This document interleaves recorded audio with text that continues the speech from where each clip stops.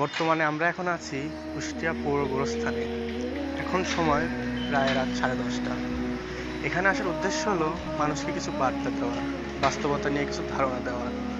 এই জীবনের ব্যস্ততার ভিড়ে আমরা অনেকেই আসলে ভুলেই যাই যে দিন শেষে আসলে আমাদের কোথায় যেতে হবে।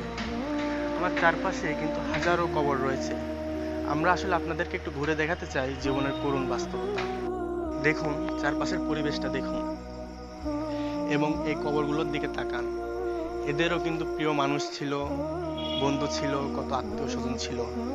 কিন্তু আজ দেখুন, এই ঘুটঘুটে অন্ধকারে মধ্যরাতে এদের পাশে কিন্তু কেউই নেই। এরা বড্ড একা। ঠিক আমার আপনার বেলায়ও এই একই ধরনের ঘটনা ঘটবে। তাই আমরা যদি এই পরম সত্যটাকে উপলব্ধি করতে পারি, তাহলে আমাদের জীবনটা অনেকাংশে বদলে যাবে। কবরস্থানের মধ্য দিয়ে হাঁটতে হাঁটতে মনে পড়ে এখানে সেই জীবনের সব দরজা থেমে যায়, সব স্বপ্ন, আশা আর ব্যস্ততা।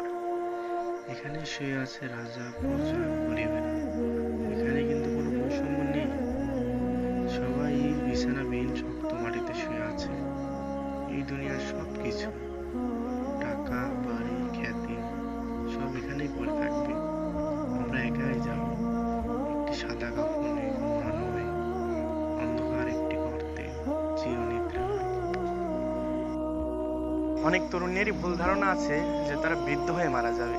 এখন যা ইচ্ছে তাই করি, শেষ বয়সে ভালো হয়ে যাব। কিন্তু বাস্তবতাটা হলো, আমরা এখানে এসে দেখতে পেয়েছি অনেক তরুণই এখানে শুয়ে আছে, তারা চলে গেছে না ফেরার দেশে। এমনকি আমার সামনে যে কবরটা দেখতে পাচ্ছেন, এখানে আমাদের মতো একটা যুবক ঘুমিয়ে আছে, চলে গেছে না ফেরার দেশে। একটু ভাবুন, যদি এই কবরের ফলকে আজ যদি আপনার নাম লেখা থাকতো, তাহলে আপনি এখন কি করতেন? আপনার কি এমন কোনো আমল আছে যার থেকে আপনি মুক্তি পেতেন? অনেক তো হলো এই জীবনের পেছনে ছোটাছুটি। এবার একটু থামুন, নিজেকে প্রশ্ন করুন যে আমরা কোথায় ছুটছি। একদিন তো আমাদেরও শেষ ঠিকানা হবে এখানেই।